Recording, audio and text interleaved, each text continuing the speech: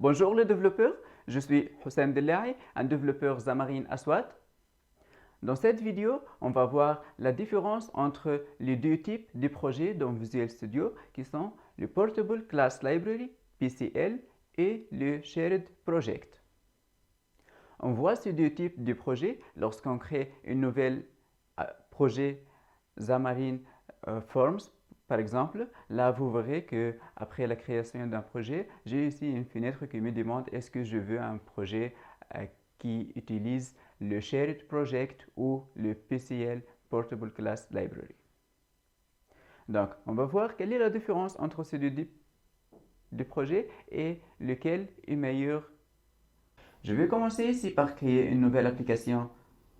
Je choisis par exemple Xamarin Forms avec Visual Studio. Donc je vais sur Cross Platform et je choisis Xamarin Forms. Je donne un nom à mon application. OK. Et vous verrez ici que Visual Studio il me demande est-ce que là je vais utiliser les projets de type Shared Project ou les projets de type PCL.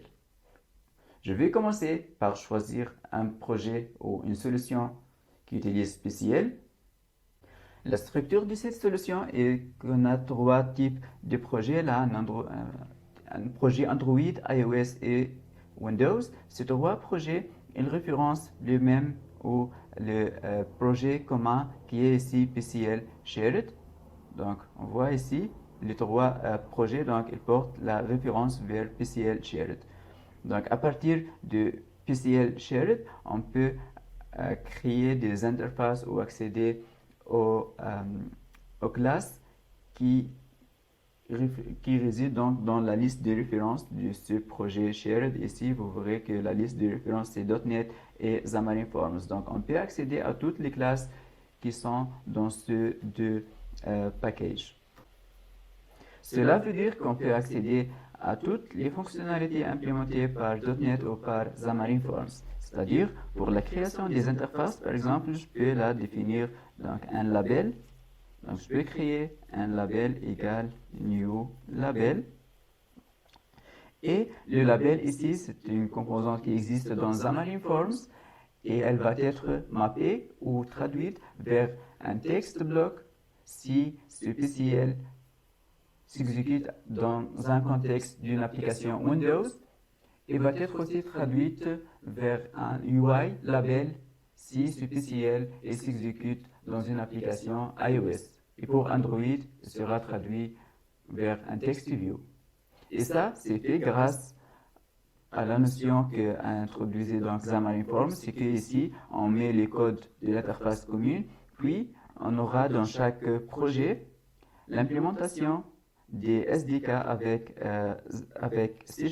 Donc là, on voit que pour Android, par exemple, il y avait d'autres références donc, vers les SDK de Android et de plus, donc les SDK pour Xamarin Forms.core, c'est même implémentation ou ces mêmes références qu'on les trouve les mêmes pour les projets portable.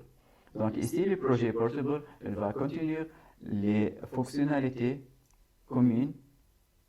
Donc un label, par exemple, il va être défini dans le projet Portable et puis il va être mappé vers les labels spécifiques pour chaque plateforme. Et ça, donc c'est en utilisant ces quatre références vers Xamarin Forms. Une limite connue sur Xamarin Forms, c'est qu'on ne peut pas accéder directement aux choses, aux API qui sont spécifiques pour une certaine plateforme. Pour Android, par exemple, je ne peux pas accéder directement à TextView. Donc là, IntelliSense, elle ne m'aide pas parce que je n'ai pas déjà une référence sur TextView dans mon projet PCL. Là, les seules références, ce sont ces trois packages.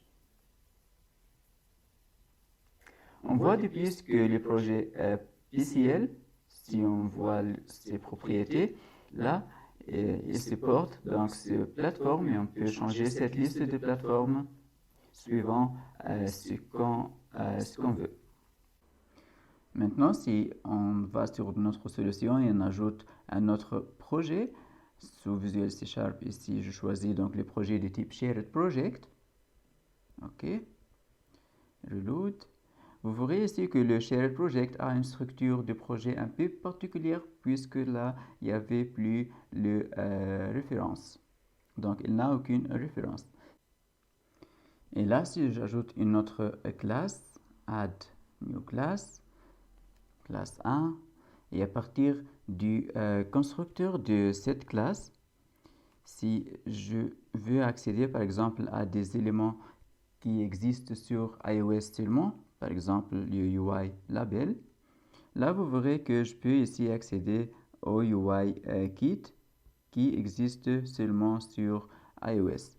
Donc je peux faire ici UI label et faire importer le UI kit qui existe sur iOS.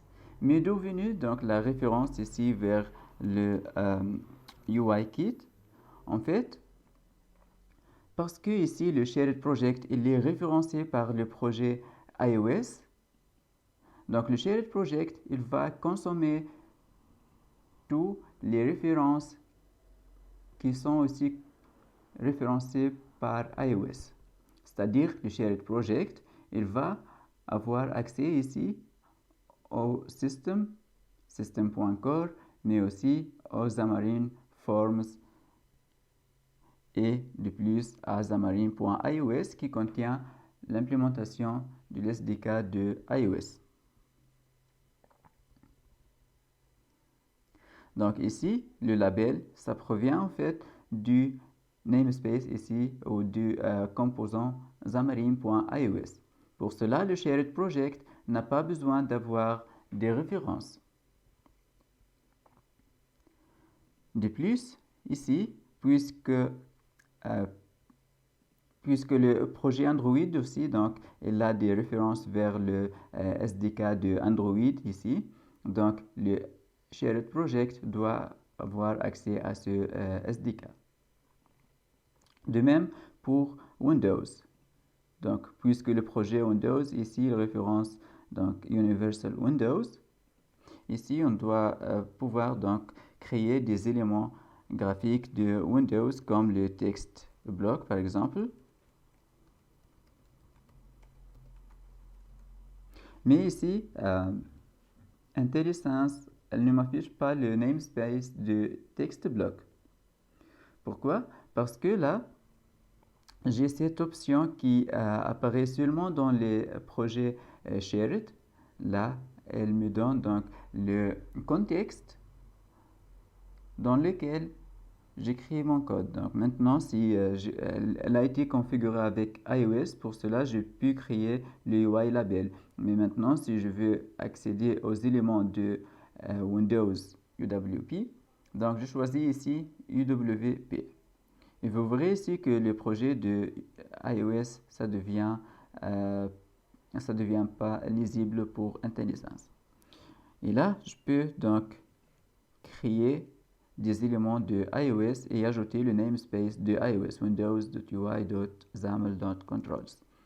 Donc, j'ai créé mon text block égale new text block. Et là, si je reviens vers iOS, vous verrez que maintenant, les packages ou les éléments de iOS vont être reconnus alors que les éléments de Windows ne vont pas être reconnus. Pour résoudre ce problème, donc on utilise avec les Shared Projects les notions de Conditional Compilation. On voit ici, si je veux sur le projet iOS, et je fais ici accéder aux propriétés, je vais sur Build. Vous verrez ici que dans la fenêtre Conditional Compilation Symbols, j'ai ici 3 symboles que je peux utiliser pour identifier ou pour connaître que mon projet Shared Project, il s'exécute à l'intérieur ou dans le contexte d'une application iOS. C'est-à-dire que ces tags-là sont des tags pour dire que mon application elle s'exécute sur iOS. Je peux utiliser ce tag en utilisant les if-else. Donc là, je vais dire que si ce shared project il s'exécute dans un projet iOS, je vais utiliser le UI label. Pour le faire, je vais ici donc créer une if et voilà ici vous verrez que j'ai pas iOS mais je peux l'écrire tel qu'elle est. Je copie le tag ici iOS et je la colle ici et enfin je mets donc and if. Je vais faire de même pour les projets Windows. Si on va sur les projets Windows, on voit les propriétés vers Build plutôt. On voit ici qu'il y avait donc il y avait NetFX Core, Windows UWP et Code Analysis. Moi ici je veux donc accéder ou utiliser if Windows UWP. Puis je fais and if. Vous verrez ici que les codes maintenant il devient en gris parce que là j'ai choisi le contexte étant l'application iOS. Maintenant si je reviens sur Windows UWP, donc c'est le code de Windows qui va être reconnu et le code de iOS va être en gris.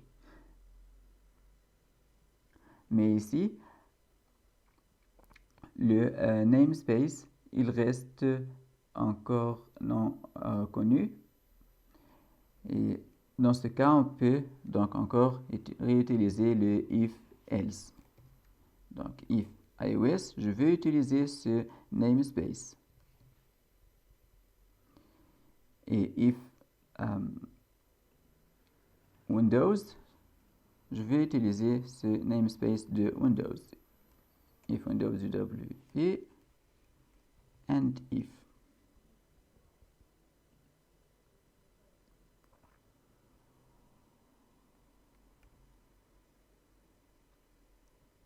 Maintenant pour le projet Android, si je veux voir les propriétés du projet Android là, propriété, build, il n'y avait aucune conditional compilation sur le projet Android. Pour cela, donc je peux créer moi-même une conditional compilation que je vais appeler tout simplement Android.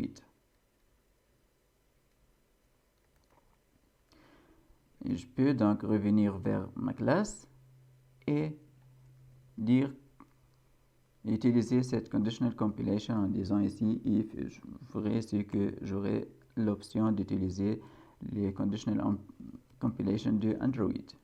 If Android, ici je pourrais donc accéder à text view. Ici pour que j'aurai donc IntelliSense s'affiche, je choisis ici Android, le contexte de l'application sur Android. Donc là, text view et voilà, il m'apporte donc le android.widget. TV égale new text view. J'apporte un contexte.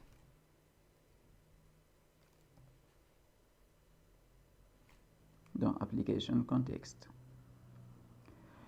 Et de même pour les namespaces de Android qui sont spécifiques à Android, donc je vais utiliser ici le if else pour Android and if. Voilà. Donc maintenant vous verrez bien que la différence entre PCL et le shared project, c'est que avec le shared project, j'ai plus d'accès aux éléments spécifiques pour chaque plateforme, alors qu'avec avec PCL, je peux accéder qu'aux éléments qui sont communs et qui sont implémentés dans Xamarin Forms sur le projet Xamarin par exemple.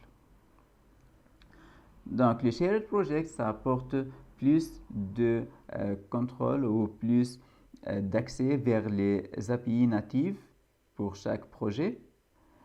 Mais en contrepartie, le Shared Project, avec les notions ici de if and if là, il apporte plus de complexité au code, ce qui me rend mon code moins lisible qu'avec le projet de type PCL.